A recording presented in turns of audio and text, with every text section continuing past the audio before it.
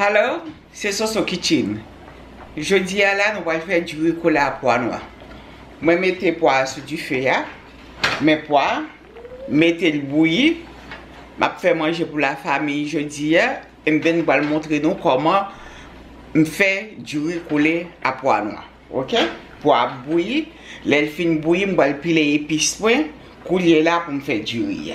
Okay, à tout à l'heure. So the first step is for you to boil black beans. We're boiling Goya black beans, but you can use any. Alors, mes pois coulier là, qui a bouilli toujours, coulier là, me laver même, me laver garlic là, coulier là, me va le piler. Ok? Many.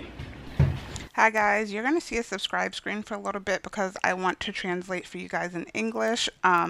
So what we did was boil black beans. We used Goya black beans. We boiled it for about 15 to 20 minutes.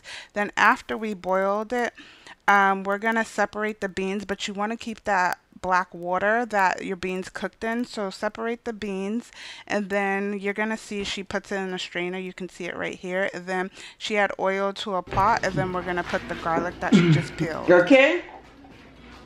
C'est Soso. Comme moi te dit non, ça c'est là et là, je vais piler là et là. Là est bon en pile. Il est bon pour stress, il est bon pour blood pressure et il va manger bon goût. So, il y a pas faire manger, nous mettez là et là bon en pile. Ok, je vais le frire là et là, ça c'est là et là, je vais le frire.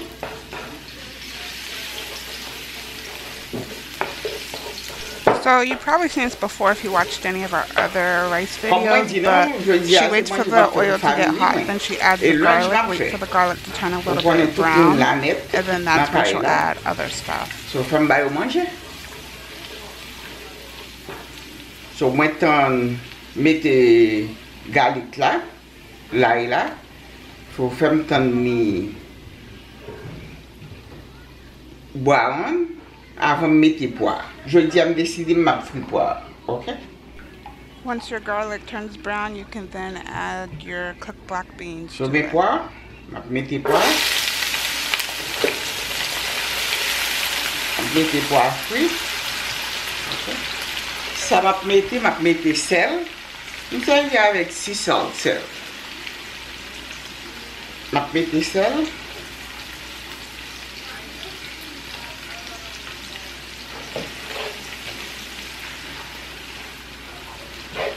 Puis ça m'a fait encore, je mets la rice. Les gens celle-là, je vais mettre trop. Parce que je vais servir à Maggie. Après, on tire pas un peu. So since she doesn't use Maggie anymore, she's adding Lawry's. But if you have Maggie, and if you want to use that, you can do that instead of the Lawry. Et puis, je vais ouvrir. Pour 3-4 minutes avant de vider de l'eau. Je vais mettre les girofles. Okay? So she's just going to cover it for about 5 minutes, and then once that 5 minutes is over, she's going to take the same water that she used to boil the black beans and pour that in. And then she also says she's going to add whole cloves. Ça c'est girofle là. Mettez girofle là-dedans. Là, je vais mettre.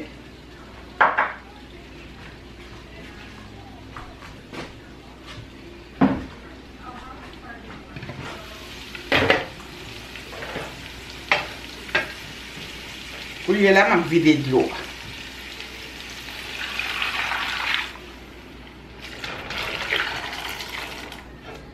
Ça, c'est persil, marré, pour le bagaille dans manger, à mettre. Pour y là, je vais mettre de l'eau à bouillir avant de mettre du riz. Ok? So before she puts the parsley in, she ties it, and that just makes sure it stays together and doesn't like float away in the rice. So she's gonna wait for the water to boil. Then once the water boils, she's gonna add rice to it. If you're not already subscribed, make sure you hit that subscribe button. Ça aide l'eau à ça. Ça m'a fait ma goûter pour moi s'il y a enough sel. Right now she's tasting to see if it has salt.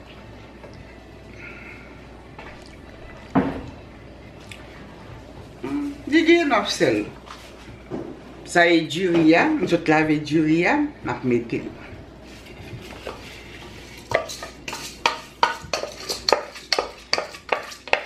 Je dis réellement excité, content parce qu'il va faire manger pour toute famille. Il va pour YouTube seulement m'a fait manger.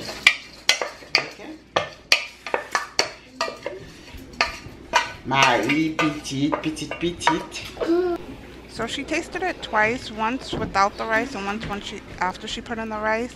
Okay, She first thought it didn't need salt, but then she realized it needs a little bit more. And we're making this for a lot of people.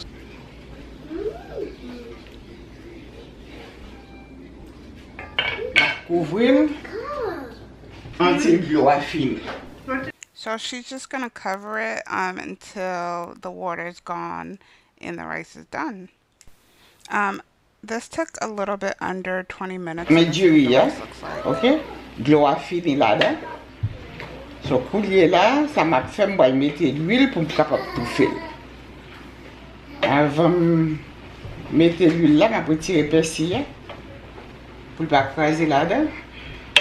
So right when there's a little bit of water left, before she lowers the heat, she's just gonna put some oil. Then she lowers the heat to make sure the rice cooks slowly at the end. L'eau a fini sèche là-dedans.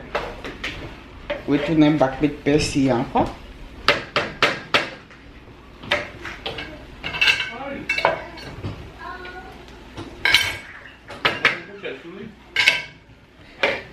Puis je vais fermer, je vais descendre sous toi pour 15 minutes. Ok? Thank you. Ok? Mais du riz. Je vais détouffer, qui est bon coulier là, je vais le séparer. Famille va le manger ça, je jeter. Ok? Mais du riz. So once the rice is done cooking, you can throw away the Tide parsley. While it's cooking, it gives the food flavor, but you don't need to. Ok. Ok.